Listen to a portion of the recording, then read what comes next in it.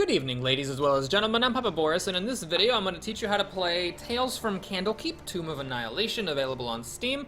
Now, you know me, I like to get right into a game, but just so you know, this is a adaptation of a board game that's based on Dungeons and Dragons. I saw some confusion of that in the reviews and in some of the discussions. Some people are unhappy with this game because they don't entirely get what it is, and I don't hold it against them because it is a little bit confusing. So there's D&D. There was this adventure board game system that was based on D&D, and this is an adaptation of that. So it's going to seem kind of like Dungeons and Dragons, but it's definitely very different because it's a system that was based on Dungeons and Dragons. Anyway, hopefully that makes some sort of sense. Let's go ahead and start a new slot. And I'm going to just take us through the tutorial and explain the game better than the game does, because this game's documentation is, well, pretty much consistently ranked from either non-existent to abysmal. So I'll do my best to explain how it actually works and hopefully give you a good sense of how to play the game and whether it's the kind of game you'd like. So let's go ahead and start the tutorial level. In this level, you don't really get to make any choices about who your characters are and what powers they have, but in future levels, you do, and we'll see that throughout the course. I'm going to do a complete playthrough of the game, so we're going to get to see all the different mechanics and all the different decisions and things, and again, give you a sense of if it's a game you would like to buy, or if it's one that you just want to watch me play, or none of the above is also fine. Okay, so in this game, you're going to bring a party of 1 to 4 characters, eventually 4, but early on just 1 or 2. To a mission, and each mission has its own objectives, which, because this is the tutorial, we currently can't see what those objectives are. Now, at the beginning of the game, your characters roll initiative, which determines the order that they will act in. So here, it appears that my ranger has rolled a higher initiative and will go first. Now, when your character moves, they get 2 actions, a standard action and a move action, which they can do in either order. When the character ends their turn, if they're standing on the edge of a tile, then they will explore the next tile. In the board game version of this game, this is represented by drawing a tile from the stack, essentially, and putting stuff on it like, you know, dummies and villains or enemies or traps, treasure chests, whatever goes on that tile. If your character does not end their turn on an unexplored tile edge, then in the board game, you draw a card from the encounter deck, and most of the things in the encounter deck are bad. So that's one way that this differs very dramatically from Dungeons and Dragons. In Dungeons and Dragons, you can just, you know, dance around the map and just like go toe-to-toe with enemies. In the adventure board game system, it's a lot more fast-paced. You gotta kill the monsters fast and keep on trucking, because if you just stand around and trade swings with monsters, then at the end of every single character's turn that they don't explore a new tile, you draw a card from the event deck, and eventually it becomes inevitable that some really shitty things are going to start happening to your adventurers. So throughout this game, you want to keep exploring as much as possible, and along the way, try to complete the scenario objectives. Anyway, go ahead and move in the tutorial, and at this point, there's nothing for me to do. I could, of course, you know, move again, but there's no monster to attack or anything, so I'm going to press the spacebar to just end my turn, even though I haven't used my other action. So now, because I'm on the edge of a tile, I explore, and this new tile has a monster on it. Now, the way that this works is that each monster is essentially controlled by the character that discovered them. And at the end of that character's turn, the monsters will act. Now, you can, in this game, hover over the exclamation mark that is next to each monster to tell you what behavior they will follow, and it looks kind of complicated. The good news is you pretty much, unless you're, you know, on like the razor's edge of defeat or whatever and need to make absolutely optimal choices, never really need to look at this, because what monsters will basically do is walk up to a hero and attack them. Now, the one thing I want to mention is that this game, again, unlike Dungeons and Dragons, has this concept of tiles, and you can kind of see them. They're sort of like jigsaw pieces, and tiles end up being very important in this game. So, for example, this square and this square right here are actually on different tiles, even though they are right next to each other. And that can be important because a lot of powers in this game will be things like, you know, buff an ally on your tile, or shoot a monster from a tile away. So it may seem a little bit weird sometimes, like even though you're clearly next to one of your allies or clearly next to a monster, you can't do the thing you think you can do because you're not on the same tile. So keep that in mind. Okay, now what the tutorial is having me do is walk up to this monster and attack it. So let's talk about how combat in this game works. You, at the beginning of the scenario, get to choose which at-will powers, utility powers, and daily powers each character brings to the scenario. At-will powers typically require an action, your standard action, and you can use them as many times during the scenario as you want. Obviously, you only get, one action, one standard action per turn, as represented by this fist. So you can only do one at-will power per turn generally, but throughout the course of the scenario, you can use your at-will powers as much as you want. By contrast, daily powers can only be used once, and they also require your action. So, as you might imagine, the daily powers are a good deal stronger than the at-wills. And then you also have utility powers. These are typically what's called a free action, meaning it does not take either your move or your standard action for the turn, and it has some effect. Utility powers, however, like daily powers, can only be used once. So right now it's not letting me show you the utility powers because it's making me attack, but let's talk about how attacking works. So I'm going to bring up the pop-up window for this at-will power called Holy Avenger. I can't move my mouse because then it goes away, but if you take a look where it says attack and it shows a picture of a polyhedral die and it says +9. What this means is that if you attack a monster with this power, you're going to roll a 20-sided die, or a d20 as it's called for those of you with zero nerd cred, and then you add whatever the attack bonus is. So in this case, you roll a d20 and you add 9. If the result equals or exceeds the armor class of the monster you're attacking, then it is a hit, and you deal damage. You can see in this case, the damage of this power is 1. Generally, at-wills do 1 damage when they land. Now, you'll notice that this monster has an armor class of 10, and this is a plus bonus of 9, so I am guaranteed, actually, to hit this monster. I don't know what's up with the percentages. 94% is impossible to have as the percentage when you're rolling a 20-sided die, so I don't really get what's up with that, but yeah, I don't think this game has critical failures or anything like that, so I'm pretty sure that was just 100% guaranteed to hit. Okay, so now we have an encounter. The reason that we have an encounter is that my Dragonborn Paladin did not end his turn on the edge of an unexplored tile. So we draw a card from the deck and something happens. So here, it's each hero on the active hero's tile gains disadvantage. Disadvantage means that it sticks around until you attack, and when you do attack, you roll 2 dice and take the lower of the 2 dice. The opposite of that is advantage. So advantage means that when you attack, you roll 2 dice and take the higher of the 2 dice as you roll. Now, you have something called adrenaline, which I'll be able to show you in a moment, that can be used, to a limited degree, of course, to prevent these encounters from happening. So if I was playing a real game, I would let that encounter go through because disadvantage isn't actually that big of a deal, but in this case, it forced me to do it. So this is your adrenaline bar. The more that you kill monsters, the more that it fills up, and you can activate it in order to give your hero a boost to their stats for a set number of turns.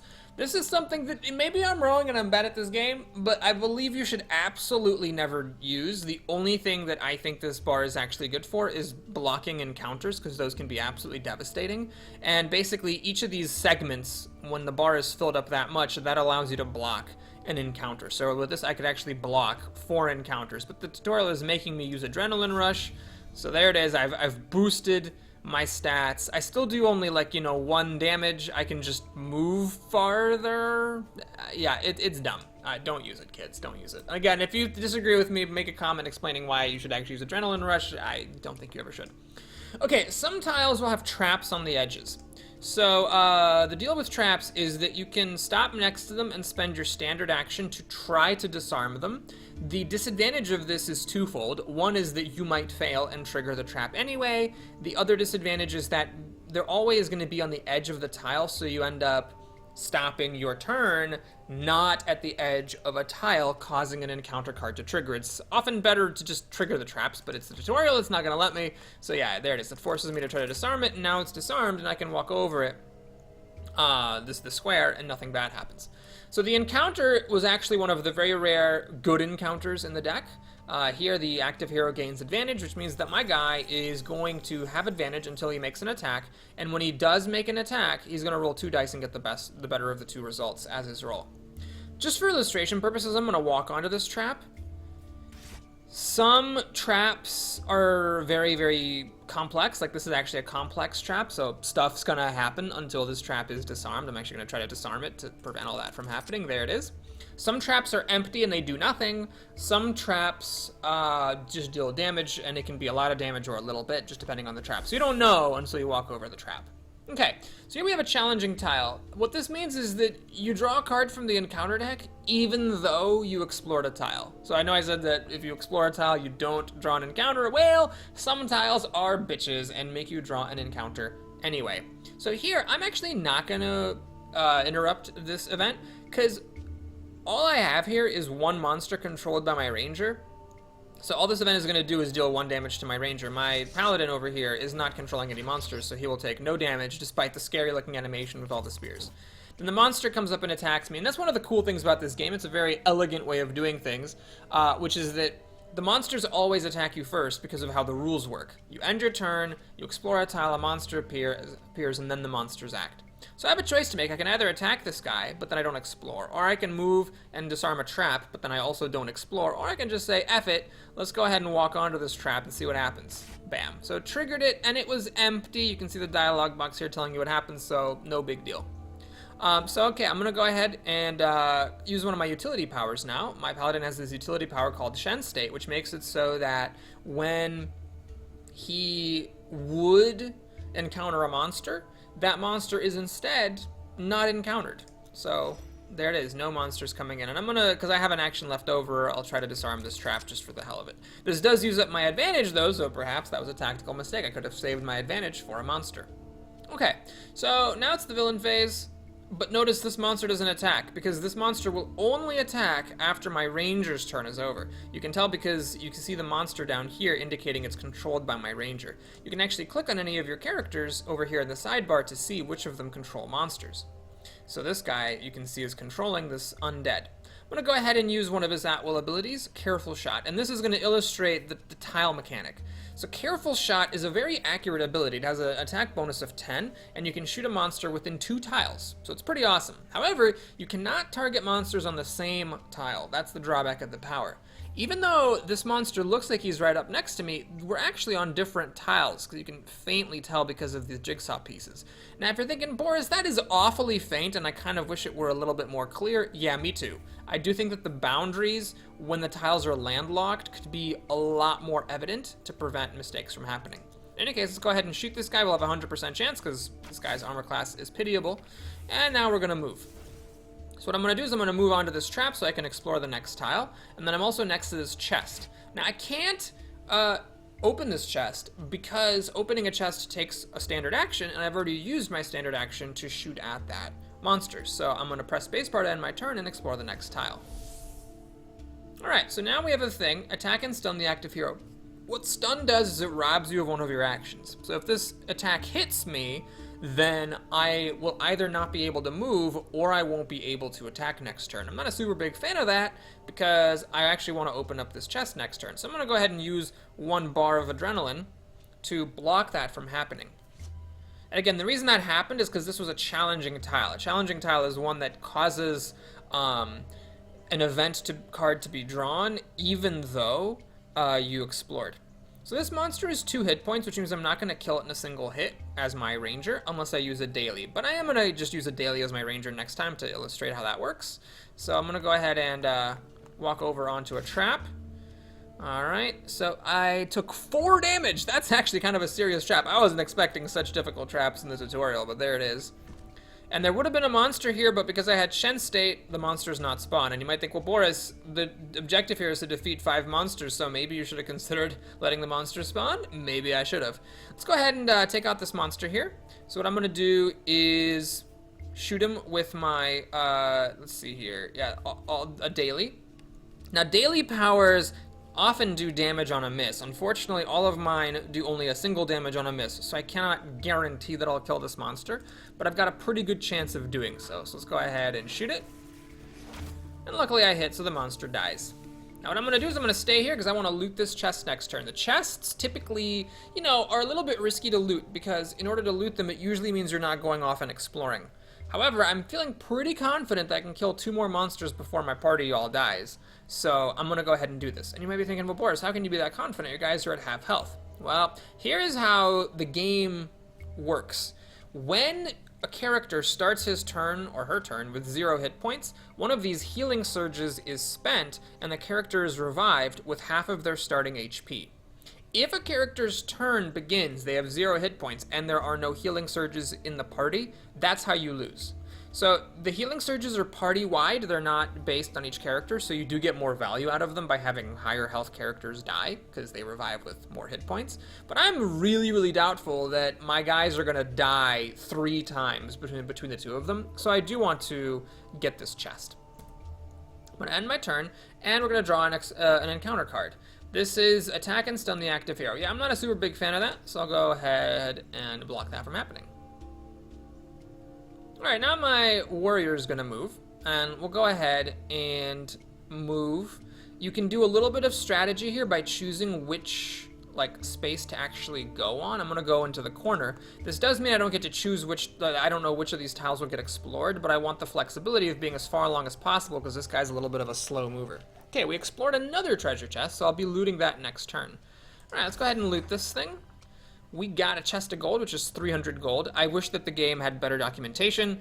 It's kind of difficult to figure out that that's what chest of gold does. There's a pouch of copper, which is 100 gold, a bag of silver, which is 200, and a chest of gold is 300 gold, and I'll talk in a later video what gold actually does.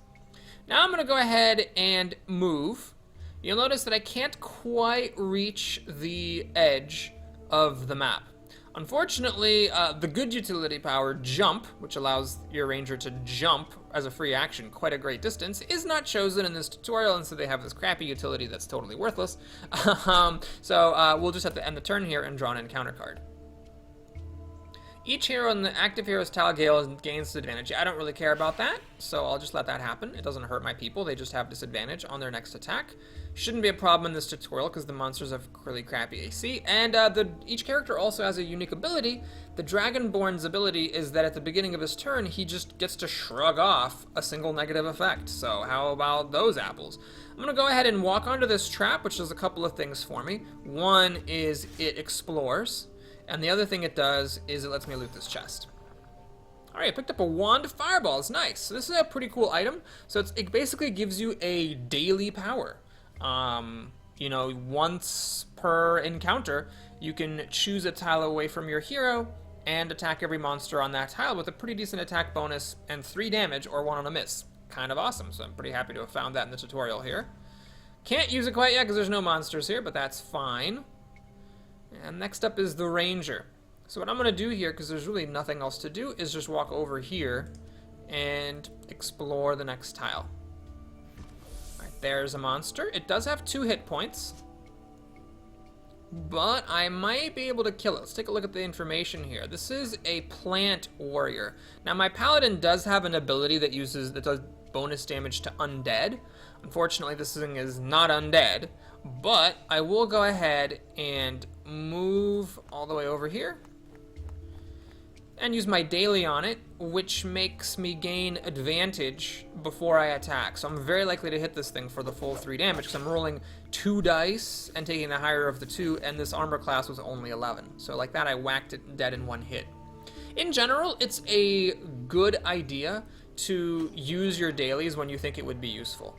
This is not a game that really rewards hoarding your resources, and that goes for consumables as well, because what you find is that it's difficult to have a Nova turn where you just go crazy and explode all of your potential. It's more like if you don't use your resources to kill monsters and prevent damage from happening when you have the chance, you're probably just going to die before you can win. Let's go ahead and explore. We're looking for 1 more monster, and then we're going to win the scenario. And sure, we'll interrupt this because I don't think it's going to go to the next turn, so that stops this monster from getting advantage. It's really quite irrelevant, but we're going to end the scenario here. Let's go ahead and use my newfound wand of fireballs.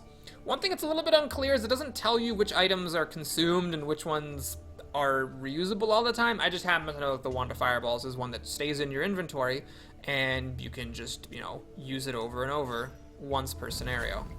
Pretty sweet. So there's my 5th monster killed, and we've completed the tutorial.